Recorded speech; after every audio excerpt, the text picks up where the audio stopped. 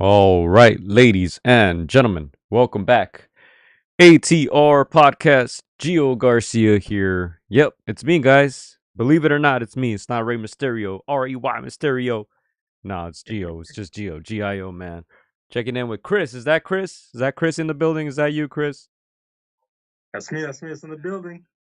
Get twisted. Oh man. That sounds like him. First time I see myself, man. That's a face only a mother could love. Said the first time I see him, he didn't even look in the mirror. Hey, I'm not gonna lie. I did not. I did not either. I didn't know Chris was gonna be wearing a costume, so I had to just grab this real quick from my room. So I hope it looks okay, man. I hope it looks okay. But yeah, man. Shout out to everyone checking in, man. Shout out to Clyde, my guy, man. Sorry, says tough loss, Dodgers. Yeah, man. They've been going back and forth. I heard they played last night until like midnight. Honestly, I gave up after like the sixth inning. It was a tied game when I last stopped watching. So yeah, that was crazy. Yeah, yeah. I think I heard that they went into 18 innings or something like that. Obviously, we're more boxing fans, but we obviously we're from LA. A lot of our friends, they're big Dodgers fans. My question for Clyde, I don't know if you can answer this question, is like, do I wonder how the ratings go, Gio, after the ninth inning. A lot of people get tired. They're like, man, just tell me in the morning who won. I know people got to go to sleep, but I wonder, does it make the rounds? Do people that normally don't watch baseball, once they hear like, oh, this thing's going into the 15th, 16th inning, it's still going? Do the ratings spike? I'm kind of curious about that. I'm sure, yeah, man. I'm sure, yeah. But imagine a boxing fight going to 20 rounds, 25 rounds. I mean, I'm out. I am out, man. At that point, it's last man standing. And But yeah, man. Let's get into some boxing. What do we have? What do we have today, Chris? man, we got some spooky news, Gio. Spooky news out of a horror movie, Gio. Give me your thoughts. Mayweather Pacquiao to a possibility. What did you think when that news came, through the feed? Uh, I'm not surprised only because it's Floyd Mayweather. Looks like since his retirement, I believe it was 2017 they wrote here. Let me pull it up on your screen. Um, yeah, so his last fight was 2017 against Conor McGregor. I feel like ever since then he's been looking for ways to make money with exhibitions here and there, and you know, let's keep it real. I think a fight with Mayweather and Pacquiao today still sells, man. I feel like that says a lot about the state of boxing. Um, I feel like whatever you want to call it, a highway robbery, a money grab. And let's be real, we'll watch it either way, Chris. Whether we pay for it or not, that's a different story. But as boxing fans, we will watch it, and as boxing fans, you get the sense that it's good news for boxing, especially since boxing hasn't given us much as of recent, man. Uh, I feel like this era of boxers, we've said it many, many times, they have everything to be able to market themselves and make the money and make us interested. But I feel like this is probably the most boring era in boxing. Like there's a lot of boring guys out there. You don't see the Mayorgas anymore. You don't see the obviously like the Ali's and Foremans, and those guys were able to sell their fights. Don't even look back that far. AB Adrian Broner was a very entertaining guy. It seems like these guys nowadays don't know how to sell fights, sell themselves for lack of a better term, and that's the reason why we will still watch this, and I'm sure a lot of people will watch Jake Paul versus Tank Davis. Just like a lot of people watch Jake Paul versus Mike Tyson and Mike Tyson versus Roy Jones Jr. Feel like people will still watch this fight. Obviously, the first fight was a little too late. This one is way late, but just that curiosity, that's human psychology. I feel like we would all tune in. Yeah, no, I completely agree. Obviously, when I first heard that this fight was a possibility, my immediate thought was like, oh, here we go again. Like, I already know what other comments are gonna say. I already know what a lot of the diehard fight fans are gonna say. Way too late. Should have been in '08. Should have had three rematches by 2015.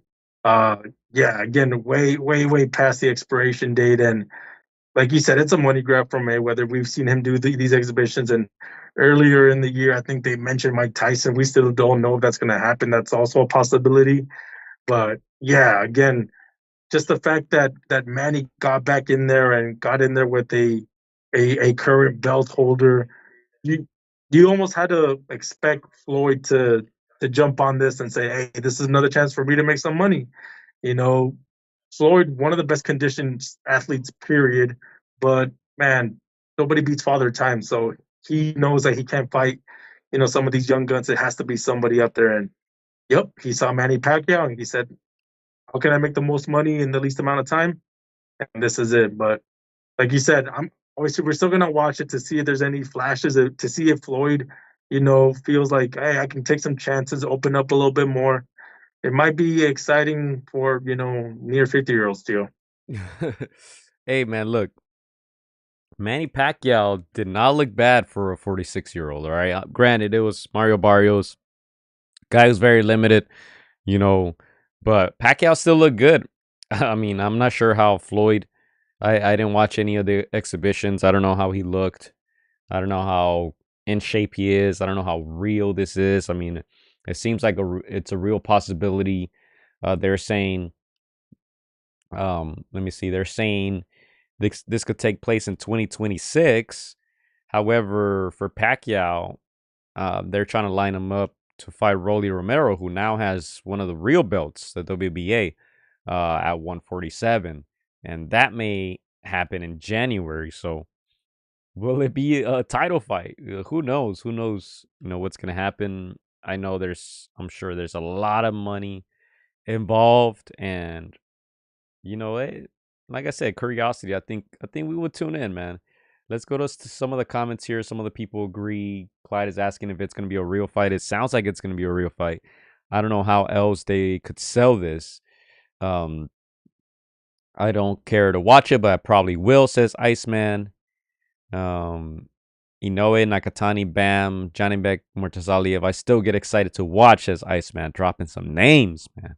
Dropping some names. So unfortunately, like, those guys really aren't mainstream names, and we wish that all boxing fans would tune in, even the casual ones, Chris, the C words. But yeah, man, I don't know what it is about today's era. It's hard to market these guys and market these fights. So many good young fighters right now, says Clyde. They better stack that card with them for this Mayweather Pacquiao fight. Yeah, it would be a great opportunity for those younger guys. Nacho Libre, says Iceman. Clyde talking Yeah, about I'm the gonna go to game. these fights, Yeah, go ahead. man. Yeah, I'm gonna go to these. Iceman throwing haymakers early on, man. But again, I'm with Clyde Gio. If you could stack some names under the card and give it some credibility, some prestige, not taking away anything away from Mayweather and Pacquiao. They're goats for a reason, But hey, age is a factor, and so let's not pretend that they're gonna fight at the peak of their powers. So yeah, Gio. Again, I'm gonna tune in if it comes. Again, it's probably the nostalgia. It's probably seeing those flashes of Pacquiao that, like, okay, Mayweather's gonna obviously have still some flashes, so why not? And I'm hoping they open up a little bit more if it happens. But yeah, man. Again, crazy news out of boxing, man. Crazy news out of boxing, and we'll see if it happens. Again, Floyd Mayweather, man, they say he can't stay away from the limelight, Gio. He doesn't want to pass on the spotlight to other fighters. Yeah, and hey, you would think that Pacquiao is favored, right? Is that a crazy statement? I mean, he's been active. He looked decent against Barrios. He's 2 years younger. I don't know. Take, but at the same time, you're not wrong. He's the one that's been active. He's the one that you've seen him against, an active, professional title holder. Yeah, I mean, on that logic, you're not wrong. But again, I learned the hard way, Gio. You don't bet against Floyd Mayweather. He's one of those well conditioned fighters. And again, at 49, 50, or whatever age he is, I feel like he'll still be working out, still be doing something, man. But again, I feel like the Floyd Mayweather, sometimes comes in over cocky, especially for these exhibitions. I think he thinks that his skill alone is enough, and I think he needs to respect Pacquiao, man. Again, that left is still there. You saw, somebody like Mario Barrios, even though I feel like he was holding back, he was still respecting that heavy hand that Pacquiao possesses. Yeah, 48 is Floyd Mayweather Jr. And, rewinding back to the first fight, like I said, a little late, man. 2015, Pacquiao had already suffered a few losses, including his biggest loss, the knockout against Juan Manuel Marquez in the fourth fight. So, kind of took a lot out of the excitement, you know, out of that fight. But it still happened. 2015, it still broke records. 4.6 million pay-per-views purchased. 72 million live gate. That was the biggest in history. So can they duplicate that? I don't believe so.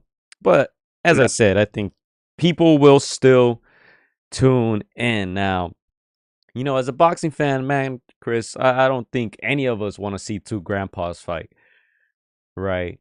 Yeah, But the names of Mayweather and Pacquiao still hold weight. As we said, yeah, Pacquiao looked pretty good for a guy his age, when he fought Mario Barrios. To yeah, many people, he should have won. He would have been the oldest welterweight champion in history, one of the oldest champions ever in boxing, period. And it sucks that he didn't get that. He might get the chance against Rolly. But yeah, this is interesting to me. Uh, Mayweather Pacquiao too. As I said, I would tune in. Not sure if I would pay for it. Probably would. Who knows? But yeah, it's an interesting Netflix too. Netflix is investing a lot of right. money, so I think that's why I think it might happen. Yeah. Is it coming to Netflix, Gio? Because I'm not sure who's holding it, but I did hear rumors that Netflix is a possibility. But if it comes to Netflix, man, we're already subscribed. At least most people are. Most people that don't even watch boxing have a Netflix account. So I think that would be a perfect platform.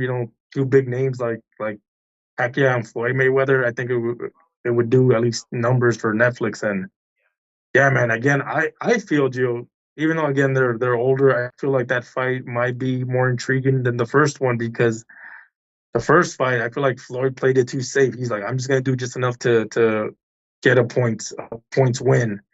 And I feel like maybe at this stage, maybe Floyd's like, I'm gonna take chances, man. I've got all that money in the bank. I'm good. My legacy in his mind feels like it's sealed. So, man, I feel like these old timers, man, they might just turn around a slightly better fight than that first one because let's not lie, that first one was very very disappointing. Yeah, and that's what Iceman just wrote here in the comments. He said the first fight wasn't good. How would this one be good?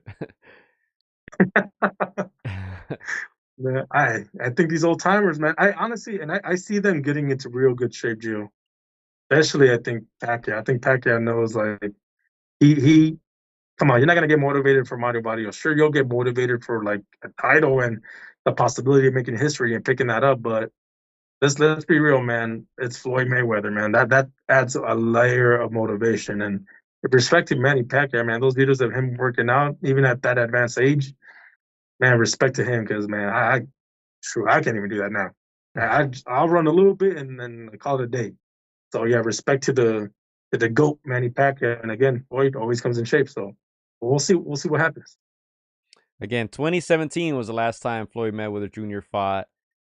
This year was when Manny Pacquiao last fought against Mario Barrios. So we'll see what happens with that. I'm sure we'll have a lot to say in the upcoming weeks. I kind of hope it does happen, honestly. I kind of hope it does. But let's see if Mayweather would want to, uh, you know, put some of his legacy at risk, being inactive for 8 years, um, maybe even 9 by the time this happens, right?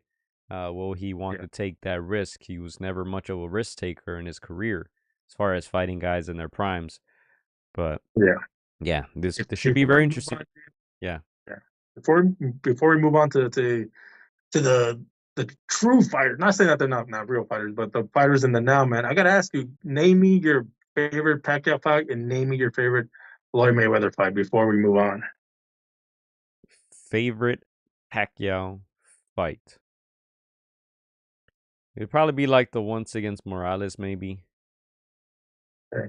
Um, the obviously, I think I remember Pacquiao Marquez won. That was very exciting. The three knockdowns in the first round, and then they scored at a draw at the end of the day. I think probably those two are the ones that are more memorable to me. And then what was your other question? And Floyd, favorite Floyd fight. Wow. I think the one he lost to against Castillo, the first one. Nice, nice. How about you? For, for me, my favorite Pacquiao fight, I would have to say, and I get why the first against the other Mexicans in the lower weight were exciting, but I would say the the last one with Marquez. Oh man. Even though Pacquiao came out losing in that one, I think that's when most people knew about that rivalry. And that's when most people, even casual, were tuning in to that kind of fight. And Pacquiao ended up losing, but man, that was a back and forth kind of fight. You know, Pacquiao could have won that one if he landed that punch perfect, but it just happened to be Marquez's night. So that's one of my favorites. And I love Manny. I love Manny. I was one of the few that was rooting for Manny that night. Not gonna lie, even though I got my Mexican heritage, but Manny was just people's champion. As for Floyd, my favorite Floyd fight, and I have two, but say one and why. Top two would be the Maidana number one because it was hella competitive. But my favorite one of all of them was probably the Miguel Cotto fight because yeah, that one was back and forth. Even though Floyd was winning that fight, Miguel Cotto was landing some good jabs, and it was a tough fight for Floyd, even though he was still picking up them rounds. So I would say those two are my top Floyd Mayweather fights. Yeah, the one against Cotto, he actually fought in the pocket a lot. That one was very exciting. If you Yeah, guys remember, he ended up with a bloody nose, smiling at the cameras. That was exciting. An older Cotto, yeah, but still an exciting fight nonetheless. Favorite Pacquiao fight when Morales schooled him, says Clyde. First one to do it. First Mexican to do it. Perico El Terrible Morales. Underrated, man. Underrated. Favorite Mayweather fight when he lost to Castillo. He agrees. He knows his boxing. Maidana fight, says Iceman. Yeah.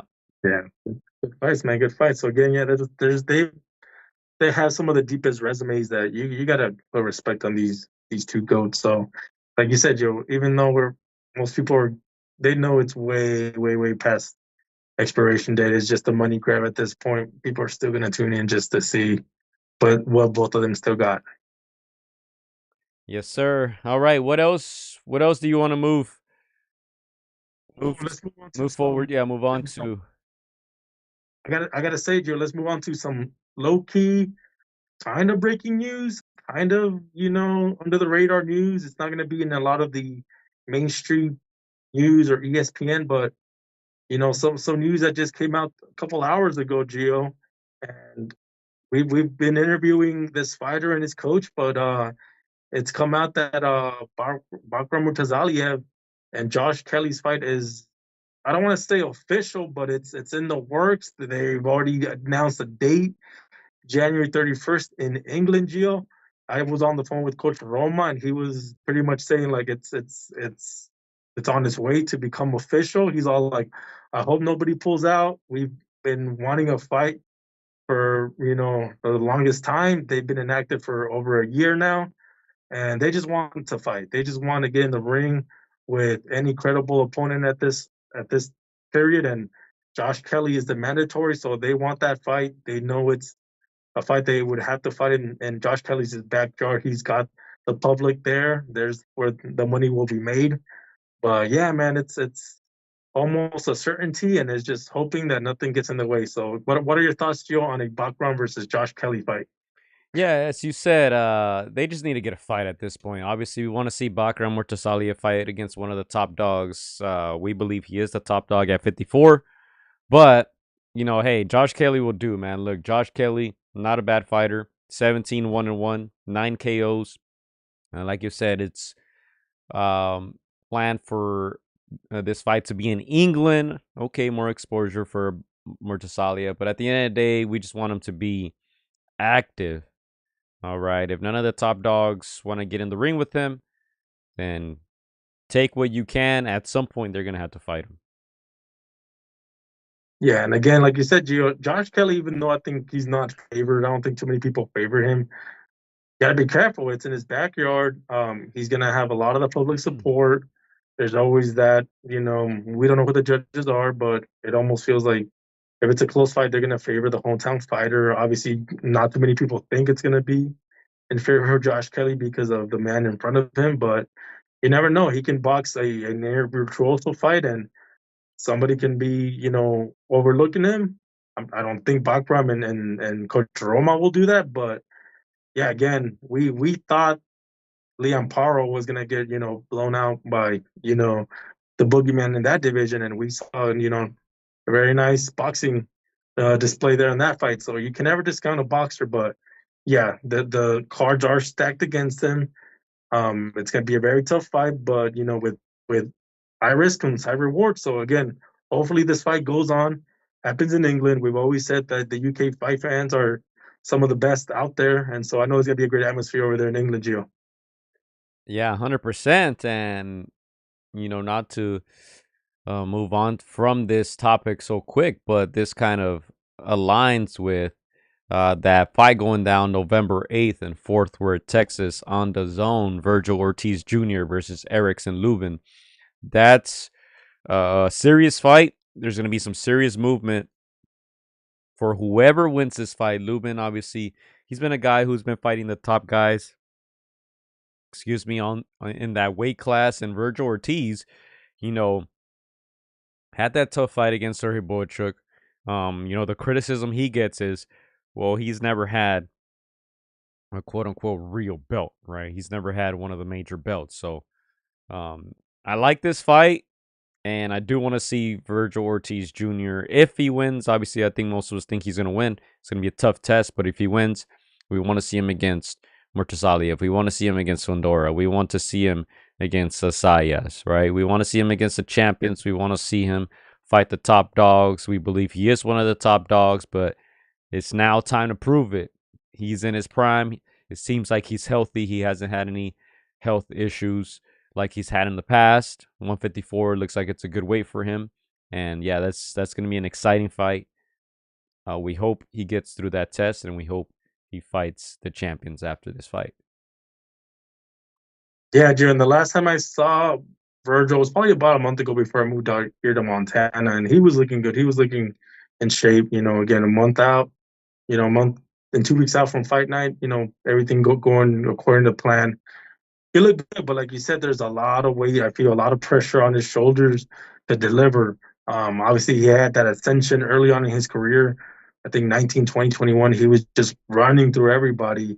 It almost felt like the title was, you know, a mere years away. Fast forward till now, he's 27. It almost feels like he should have been a champion twice over. So, yeah, a lot of the criticisms are coming. A lot of the criticisms are coming from other fighters, from other champions, from the naysayers, the haters. But it's some of it is warranted. Gio, he does have to, fulfill that prophecy that Oscar said that he would be a champion. He's an interim title holder. And I think he does have the talent and the capabilities to be a world champion. It's just about finding one of those guys with a belt. So yeah, man, I'm excited for this fight. I know if a lot of people are discarding Lubin, but I feel like it's going to be a tough fight. Lubin does give some of those big names a good go. Comes up short against the biggest names, but he puts his foot down. He makes a statement. He fights hard. So I don't think it's going to be an easy fight for Virgil. I see him coming out on top, but it's going to be back and forth until it's not. Yes, and make sure to check out that interview with Coach Roma Kalantari and Coach Murtasaliev that we had recently on the podcast if you haven't already. And he breaks it all down how a lot of these guys, including Lubin, were supposed to get into the ring with Murtasaliev. Obviously, Lubin opted for the fight against Ortiz, which is not a title fight, but maybe the legacy, the money, whatever it is, exposure, fighting a guy like Ortiz, maybe that swayed him that way. But as I said, at some point or another, people are gonna have to see Murtasaliev. I'm glad that fight is almost finalized, and that Ortiz fight is gonna be very, very good, man. It's gonna be a very good test. I'm very much looking forward to that one. Kind of like some of you guys here in the chat. Iceman says that one should be good. Rewinding, he also mentioned AB against Maidana. Great fight. One of the most exciting fights I've watched. Yeah, and Gio, let's keep it real. That 154 division is got some of the best names, and everybody wants a title, but they also want the money. It's a lot of risk to fight certain guys. There's a lot of reward to fight certain guys, but it's a business at the end of the day. We understand. We even though we criticize Lubin why he didn't take that title fight, and we got a little bit of bias. I'm not gonna lie. We understand why he took a fight with Virgil. The money is right.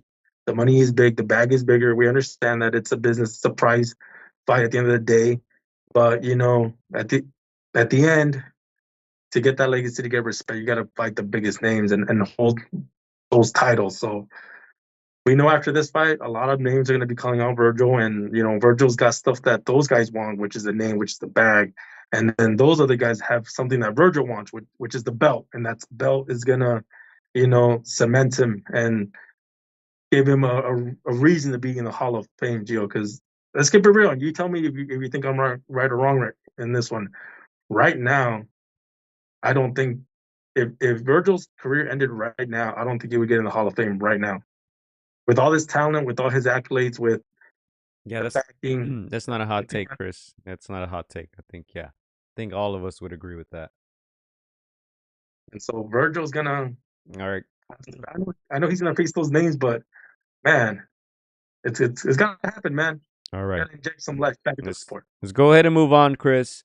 All right, because talking about taking tough fights, talking about not taking title fights, Joseph Parker a bit unlucky. He was supposed to get a crack at Tyson Fury. He ends up Yeah. getting stopped versus Fabio Wardley.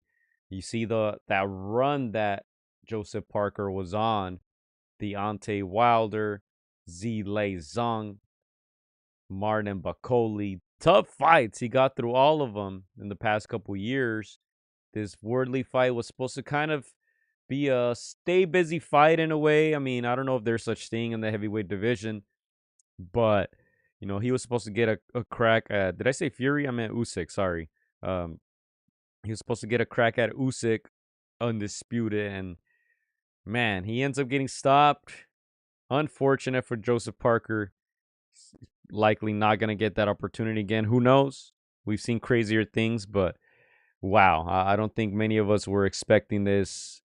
Worley 20 and 0 now. He was 19 and 0 coming into the fight. He does possess 19 KOs in those 20 wins. If you look at his resume, nothing notable, so we didn't really know if he was the real deal or not, but he was able to hurt Joseph Parker early in the fight. I know there were some questions about the stoppage there, but wow, I was not expecting this. Unfortunate for Joseph Parker, and man, that's why I feel like sometimes you can't blame guys for kind of waiting it out, because when you take tough fights and lose, man, you may not get that opportunity again. Yeah, no, this decision came out of, or this stoppage came out of nowhere. Fabio Wardley, virtually an unknown. I didn't really knew who this guy was. I just knew that Joseph Parker was fighting, a guy, stay busy kind of fight, Gio, on the way to, the biggest opportunity of his career. And like you mentioned, he has so many names, such a stacked name. And I think we've said it that we thought Joseph Parker was a lot older than what he really is, because he's fought so many names, and he's, just taken on the biggest assignments and surprised and shocked and put himself in such a great position for a title. And now, like you said, it's virtually gone. It wasn't just losing a close fight; it was getting stopped. And even though it was controversial, that still goes down on your record. So yeah, man. Again, props to Warley coming out of nowhere, you know, virtual and unknown, and it looks like he might get a shot. But man, I can't help but feel bad for Joseph Parker, Gio. Yeah, unfortunate. We'll see how many chances Wardley would get because hey, that heavyweight division is still stacked, man. There's still a lot of names there, but I did want to mention that before we getting out of here. And of course, we got to mention the upcoming schedule because we didn't get much in September besides that Canelo fight against Crawford, but November things are heating up a little bit. Virgil Ortiz, Erickson Lubin, as I said, November 8th, Fort Worth, Texas. Uh, November 14th, Miami, Netflix. If you guys are interested in watching the Jake Paul fight versus Gervonta Davis, the undercard should be good. Alicia Baumgartner is going to be on there. Shout out to her. We got to get her on the pod, man. Oof. Oof. Gary Anton Russell versus Andy Hiraoka. Title fight. Yocasta Valles on that as well. Anderson Silva, the Anderson Silva against Chris Weidman. Aren't those two guys MMA fighter? They get no bag. Huh, Yeah, that's boxing bag. interesting. Chris Eubank Jr. versus Connor Ben, November 15th. London, the zone. Jack Catterall's on that undercard. Rafael Espinosa will be fighting in San Luis Potosí, Mexico. Same day, November 15th, against Arnold Kegai. Did I say that right? I hope so. Emiliano Vargas is on that undercard. Richard Torres Jr. is on the undercard. Lindolfo Delgado is on that undercard, November 15th. And that's Top Rank, right? So where's Top Rank? It's no longer on ESPN, so there's no TV channel here or streaming service next to that fight date. So we'll see where they end up fighting. That should be interesting. Riyadh, Saudi Arabia, DAZN, November 22, David Benavidez versus Anthony Yard. Jesse Bam Rodriguez versus Fernando Daniel Martinez. Abdullah Mason is on the undercard. Brian Norman Jr. is also on there. And Arthur Beterbiev against Dion Nicholson is listed there on that card. They're trying to stack it up. I like it. I like it. There's some action here in Long Beach, too. I know Right Hook Roxy will be fighting there. Iana Verduzco, November 22nd. Live from here from Long Beach, California. And yeah, you see, not bad. Not bad, December. Not bad. I'm sorry, November. Yeah, Norman's got some good names, Gio, man. I'm looking forward to some of those fights. Benavides for sure, man. I'm tuning in for that. It's starting to shape up nicely. But yeah, I know you critique David, Gio. I get it. But I think he's the goods, and hopefully he does what he needs to do and gets a much bigger name fight after that. Yeah, no, that should be a decent challenge. We'll see. We have to wait and see how durable Anthony Yard still is at this point of his career. He's taken some tough losses versus Kovalev, some of the more memorable ones. Obviously, better BF, right? So, yeah, but I like that card. I do like it. Let's go to some comments. Some last comments here. Virgil needs to become a snack fighter, says Iceman. That's funny. I want to see Boots versus Murtasaliev, also says Iceman. That's a fight. That's the one right there, man. That's the one. Benavides, another fighter I like to watch, says Iceman. Yeah, Benavides is just such a real guy, raw guy. Again, lots of criticism can be had, but he also delivers. Just want to see him against the biggest names out there possible. And at 175, I think he should be able to get him. Yes, sir. And I think that's all I got, Chris. You have any other topics that you wanted to discuss today? No, that's it, Gio. Short little podcast. A lot of it's a hangover after Canelo Crawford. It's starting to pick up, man. November's starting to look good, Gio. I'm excited for that. Yeah, man. As always, shout out to you guys for keeping the chat lit. Shout out to all you guys who tuned in live. We won't keep you guys up as long as the Dodgers did last night, man. We'll make it nice and short.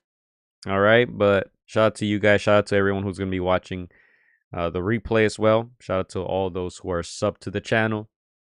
All right, we're at 10K. We're trying to get to 100K, right, Chris? That's right, man. Trying to get to 100. Did I hear right? You're gonna do a 619, taking us out of the podcast. I'm gonna try it. I don't know. Do I do it around my light pole here, around my microphone stand here? Like, I'll figure it out. You got any tricks up your sleeve? What are you? What are you wearing? Is that Star Wars or something? What is that? What could be death mixed with, I don't know. Yeah, Yannick said it's a mixture, man. It's a mixture, man. It's taking too many hits to the face. But shout out to everybody for tuning in to the Spooky Podcast. You know, Halloween a couple of days away. Be safe. Trick or treat safely. You know, have fun. Yeah, man. Again, happy Halloween. Don't eat all. Standing over here like rollies. Man, don't eat all your candy, man. Don't do it. It's not good for you. But yeah, shout out to you guys. Hopefully the Dodgers win, Clyde. Hopefully the Dodgers win. Yeah, that's all we got. We'll be back soon, mates. Vámonos. Por el Dodger. R-E-Y Mysterio. Here we go.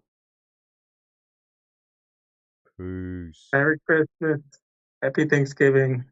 Rollies. Vámonos. Peace. Hola amigos, soy Juan Pastor Gallo AtR. Quiero mandar un saludo para mis amigos de Contra las Cuerdas. Échenle muchas ganas. Un abrazo, muchas bendiciones. Shout out to Against the Ropes. You know what mine is? Let's box, bitches. It's almost fight night. Shout out to Against the Ropes. Thank you for the support. Keep doing your thing. You're doing a great job. So thank you and best wishes. Against the Ropes. Huge shout out to Against the Ropes. Against the Ropes. Shout out to Against the Ropes. Thank you guys for the interview, and hope to see you guys soon. Against the Ropes, always doing the right thing. Shout out to Against the Ropes, man. I appreciate you guys for having me, taking the time out y'all day. Against the Ropes.